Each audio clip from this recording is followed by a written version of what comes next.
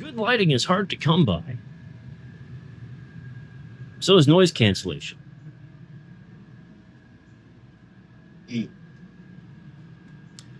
On today's episode, we're going waltzing Matilda, going down under to check out a prayer book from Australia.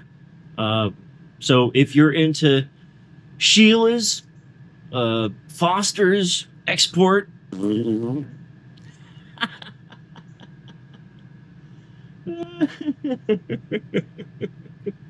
spicy YouTubers and Mad Max, well, I guess you're in the right place. Anyway, also other news coming, so let's get into it.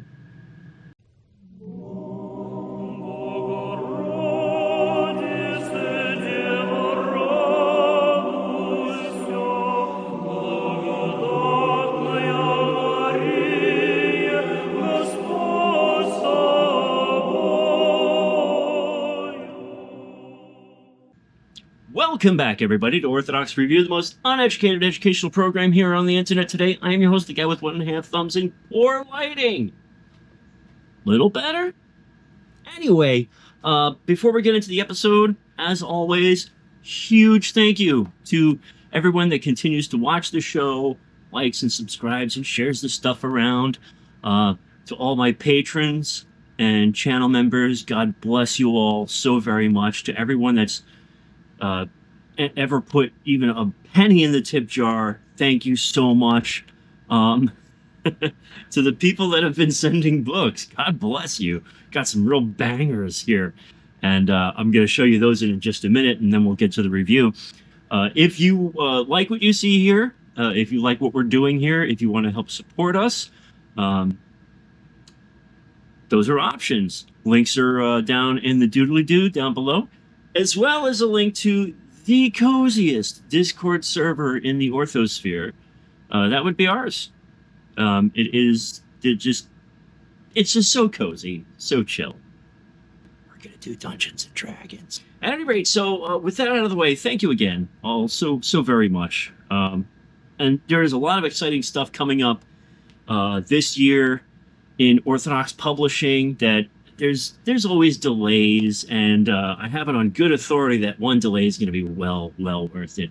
The Spiritual Psalter is shipping now.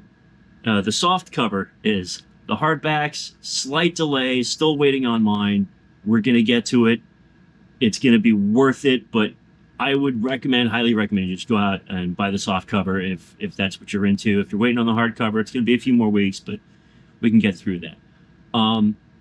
I'd like to shout out Matt for sending in some books, not necessarily for review, but some they're going to get a review.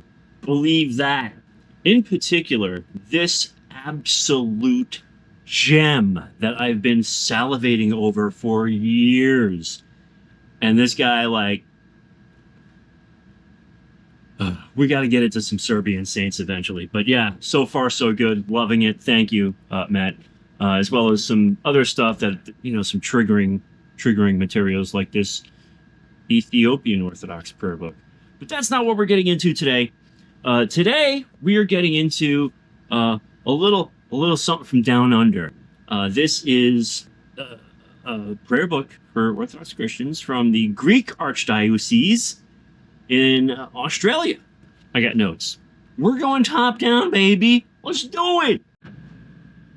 This is as good as it gets. I think I need like a really big tripod, I'm again gonna have to apologize for the lighting. It's tricky over here, getting the right lighting, but maybe, whatever. Anyway, so let's get into this little guy here. So this is a book of prayers, a selection for Orthodox Christians. First and foremost, I'm going to tell you right out the gate, the price in American is $10, $15 Australian.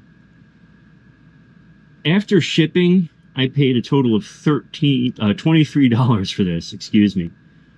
So super affordable, even when shipping from the land down under where, the things in that song happen.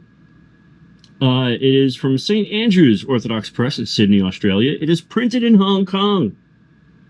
Like, you'll see that so many books say they're printed in China, and I think what they mean is they're printed in Hong Kong.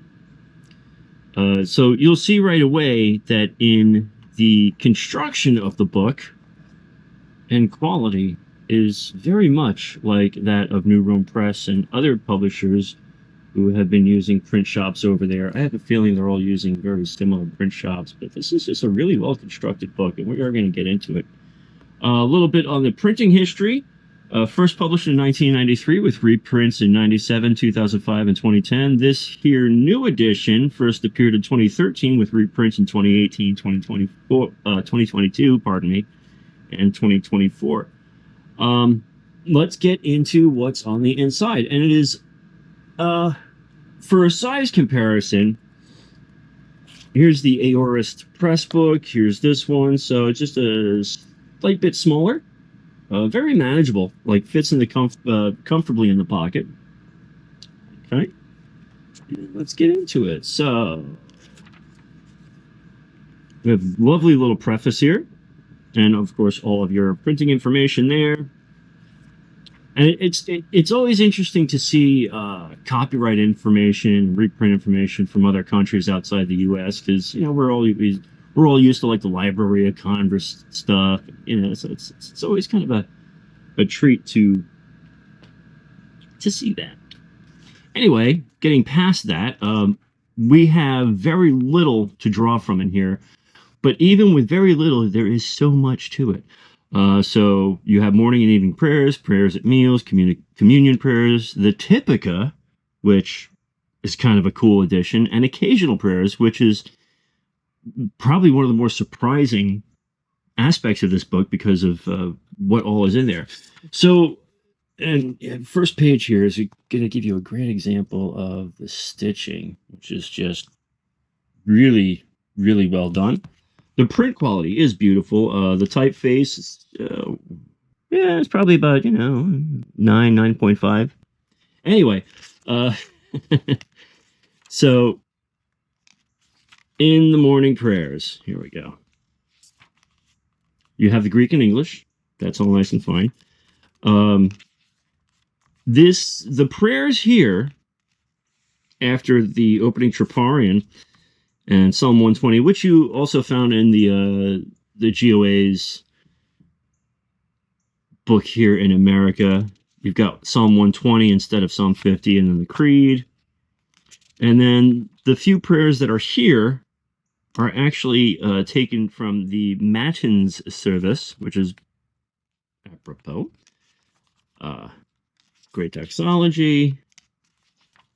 And then you're pretty much done. The same thing goes with the evening prayers. We're going to kind of scoop right through those. The evening prayers you will find also are derived from the monastic Compline service. And we went over that a few years ago in that video, where our prayers come from.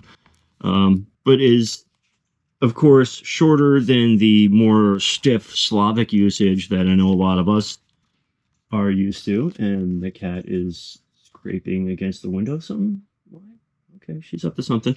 I want to get over here to the occasional prayers and the Typica. So Typica, you've got the antiphons, Psalm 102, Psalm 145, Only Begotten Son, Beatitudes, all the normal stuff for the Typica. It's all there. And that's, fantastic. I would imagine that there's not as many churches as in Australia. So it's good to have the Typica around. So the occasional prayers is really one of the places where I was pleasantly surprised by what's in here, because even though it's not like an exhaustive book of occasional prayers or prayers in general, the ones they picked are absolute bangers, because these really are what I would call the essential prayers for just general daily use. So you have the Jesus prayer, of course, it's right there. First and foremost, the prayer for the departed, because we all know someone, right? In times of illness, practical. For others, yeah, okay. For forgiveness. Enough said. There you go. Wonderful. In times of trouble. And don't we know what's going on right now? Before a journey, for peace, before any task, to a saint, Thanksgiving. And that's not the holiday Thanksgiving. That's, thank you, God, for all he's done. And then your concluding prayer. Got a few blank pages back here. You can do with those what you will. A solid little prayer book. If you're in the Greek tradition, here or there or anywhere, and you're looking for a portable and lovely little prayer book to guide you on your way, I cannot recommend this one enough. It's not clunky, it's not overdone. If you're not into the parallel text, you'll get over it, I promise. But yeah, all in all, I'm giving this one a solid 1.5 thumbs up, guys. So let's turn this around. I'll fill you in on the last few bits that are coming up in the ensuing months, and then we'll close this one out. Whoa. Hey, okay. So anyway, yeah, like I said, great little book. Considering it's with shipping, it's actually cheaper than a lot of the books that we have available here in America, which I find surprising. So do with that information what you will.